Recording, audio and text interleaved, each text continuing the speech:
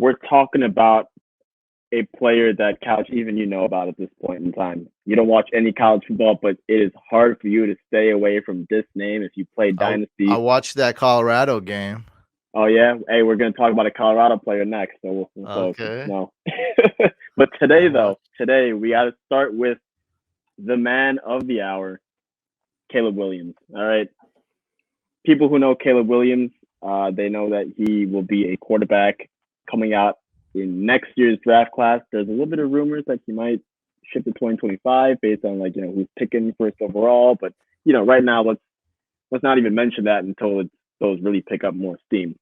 Um, I want to start with this, right? So we talk about next year's incoming rookie class and how it's going to be a quarterback heavy draft, right? And you see that chart that I've made for the visual for those who can see who are watching live. There's a visual of the graphs there, 2024 and 2026. They're kind of healthy classes. 2025, not so much. I want to mention one thing though. So the quarterbacks here, that in that red kind of block, it does not necessarily represent the quantity. And let me tell you why, Couch. For example, in 2022, a couple of years back, we had Kenny Pickett.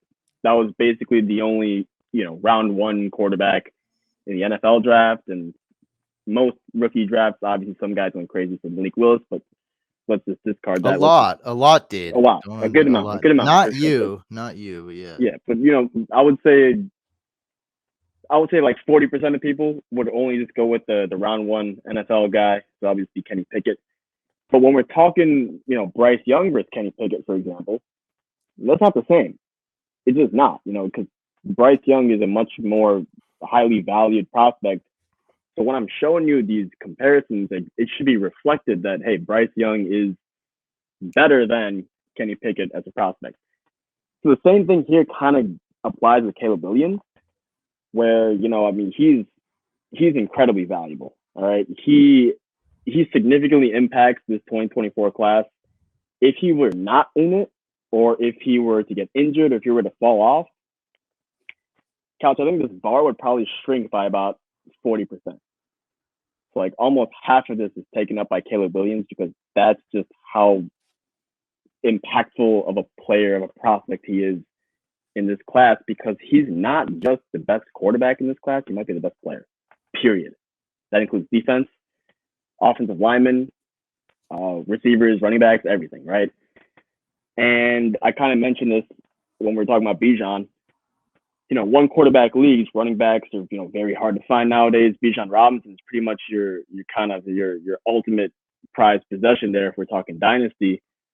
But a lot of us play superflex, and in superflex, quarterbacks are king. So now all of a sudden, Caleb Williams becomes this kind of crown jewel element, crown jewel asset, if you will, not just in the 2024 draft, but for years to come. I mean, this is a guy that if you're playing dynasty, if you're thinking for the long term, this is a guy that you definitely want to have your eyes on.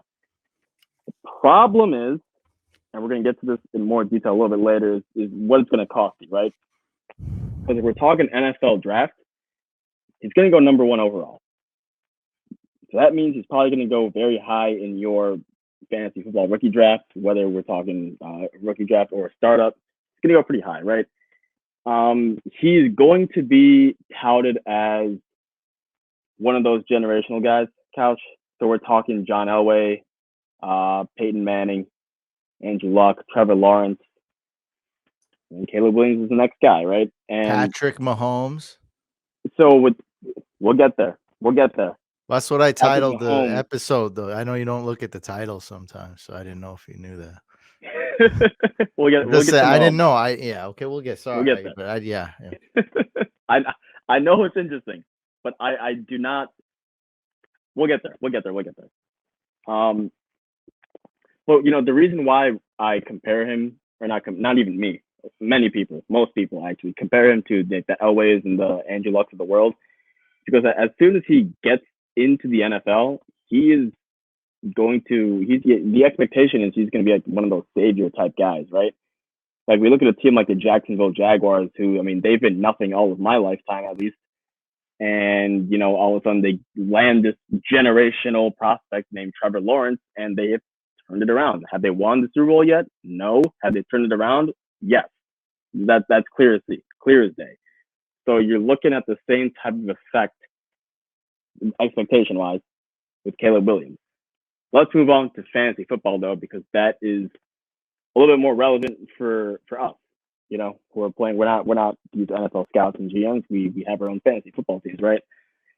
So I mean, like I said, I told you it's gonna be a super high value asset in these super flex drafts, and probably gonna be the number one overall pick. And if the expectation is that he's a savior on the NFL field, probably going to be a league-winning type guy for your fantasy football team. Scroll down a little bit, if you will, Couch. So here's the biggest question you got to ask yourself, Couch. I'm telling you right now, he's going to be the first overall pick.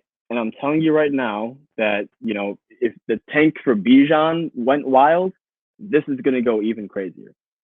So the ultimate question that you got to ask yourself is, are you willing to tank for Caleb? And I'm telling you right now that this tank job is not going to be your typical thing. Like I'm not saying, when I ask you, are you willing to tank for Caleb Williams? I'm not asking you, are you willing to field or man a bad roster for the 2023 season? That's not what I'm asking you, because that's not going to be good enough. There's going to be multiple people, because this is not Bijan. This is not a running back in Dynasty. This is not a quarterback. There's going to be multiple people gunning for Caleb Williams, and there probably will be a time, Couch, where you're going to have to ask yourself, hey, man, am I willing to trade away a guy like Christian Watson off my team because I need to shed points? I seriously do think there's going to be some leagues where it's going to come down to that, and that's the real question when you got to ask yourself at that point, are you really willing to do those types of moves? Damage your, again, I use the name Christian Watson because that's a young piece who's good for a rebuilding team as well.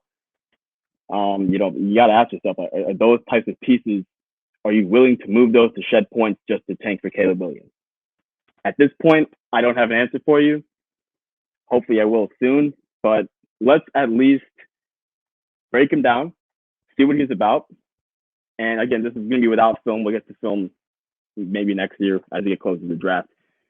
And you guys can at least start to assess and kind of formulate your own opinions here. I'm not going to go through each and every one of these skills, Couch, but I do want to highlight a couple of them here.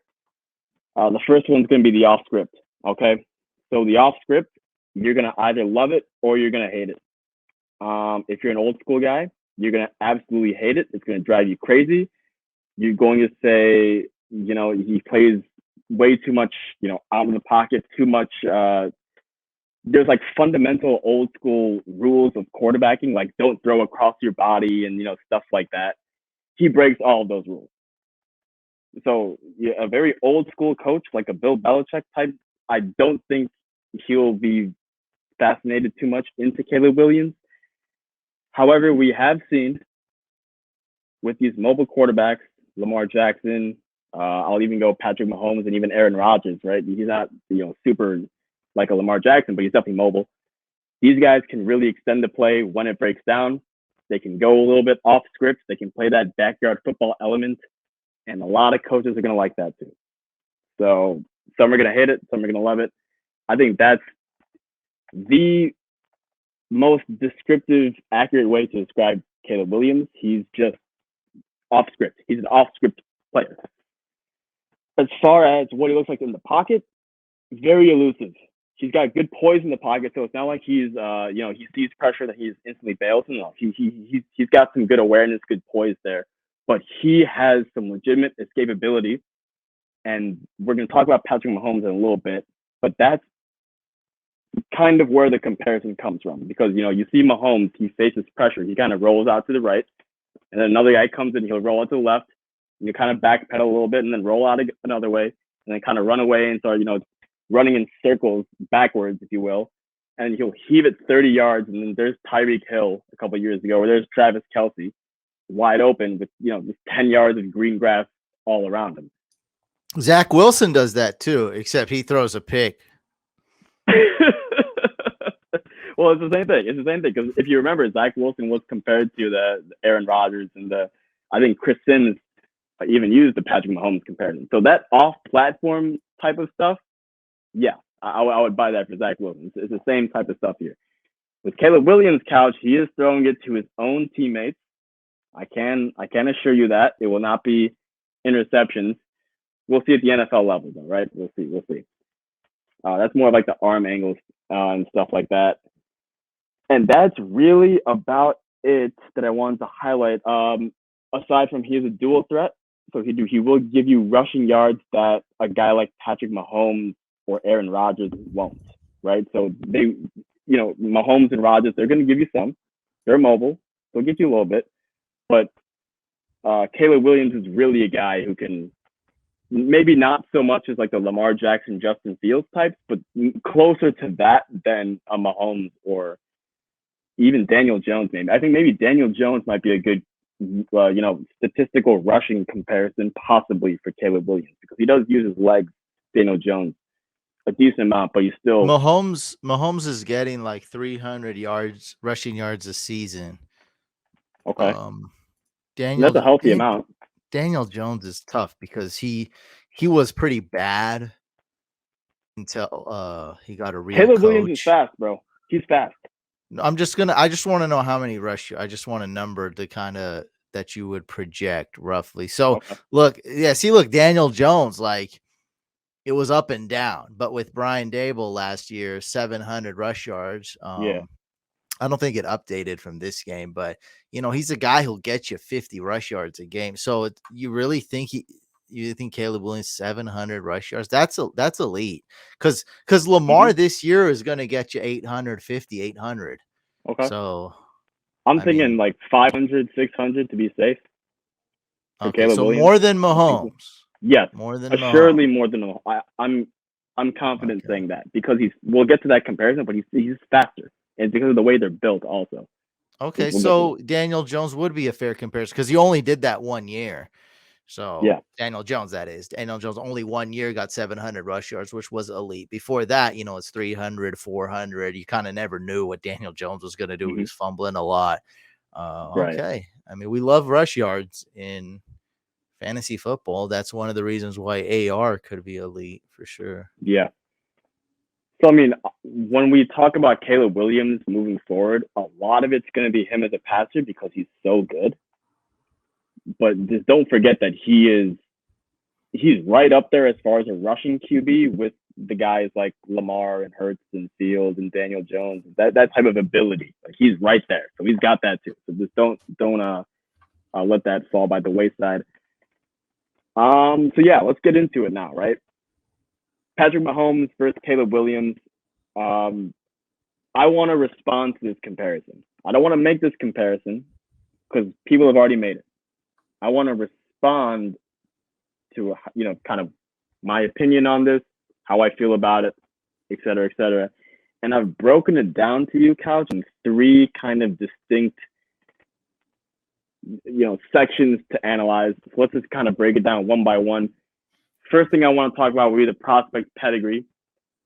And, as much as, obviously we're doing this today, we know how good Patrick Mahomes is. I want to rewind a little bit, go back in time to before any of this ever happened. What was Patrick Mahomes? What is Caleb Williams, right? So as a recruit, Caleb Williams was the number 1 guy in his class, period. That includes all linebackers, corners, receivers, tight ends, DBs, anything. He was the number 1 guy, 5-star, not just any 5-star recruit. He was the 5-star recruit. He was the man. Patrick Mahomes was a 29th ranked quarterback. So again, Caleb Williams, number 1 overall player. Mahomes, QB 29, 3-star prospect. Not saying that, the recruiting rankings, are the end all be all. I'm just giving you the comparison of how they were viewed as prospects. Caleb Williams, consensus 1st overall pick. We've already spoken about that ad nauseum a couple times today. Patrick Mahomes was not picked in the top 5. again, you can make the argument that picking Mitchell Trubisky was a mistake, going Deshaun Watson over Patrick Mahomes was a mistake. I get it. I agree with that. I'm with you. And if we did a whole what if slash what if we redraft the 2017 draft? Yes, Patrick Mahomes would go 1 overall, no doubt. Who went number 1 overall that draft? Miles Garrett to the Browns. Oh, he's great. And then after that, the draft just completely then fell off a little bit. Yeah, my God. Right after that. It was terrible. I remember Niners drafted Solomon Thomas, was it? See, that's the guy that I wanted. I wanted to stay at 3 and draft Solomon Thomas. Both sucked. Trubisky and 2. Solomon Thomas. Yeah. Anyway, that's revisionist history at that point. But why was Mahomes passed on? What do you got? You want 10th overall, 11th overall? Why was he passed on? Brett Favre. Exactly. He was viewed as a boom or bust project quarterback. That's why he sat behind Alex Smith. That's what he was viewed as. He was viewed as a high upside, high risk, developmental project type quarterback.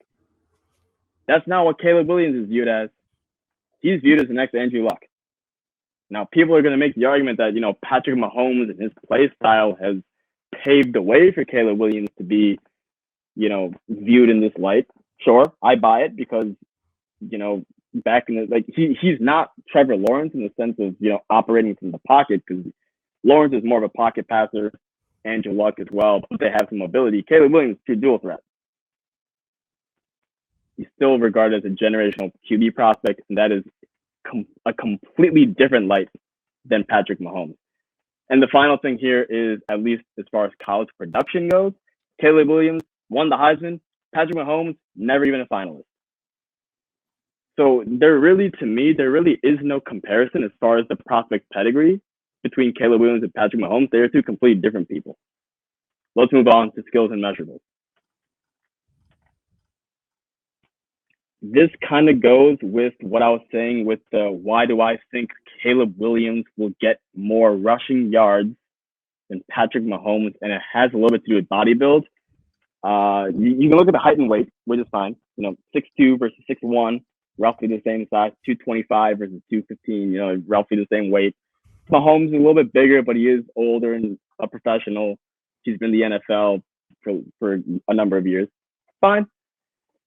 But what I'm looking at, Couch, is I'm looking at the lower half. I'm looking at the lower half, right? Mahomes is, I don't want to call him like a thick lower half body, but he's definitely built. He's got good legs. Caleb Williams is kind of skinnier.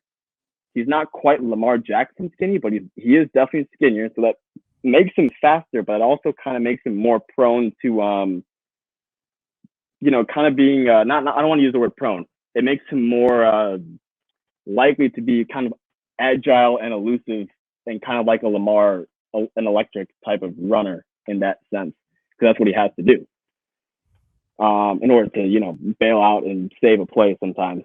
So that's why I think that's kind of where that idea that he gets more rushing yards stems from. You kind of mentioned earlier Brett Favre for Patrick Mahomes. When we talk about Brett Favre, the word gunslinger really just pops out, right? That's what Patrick Mahomes is. Caleb Williams is not that.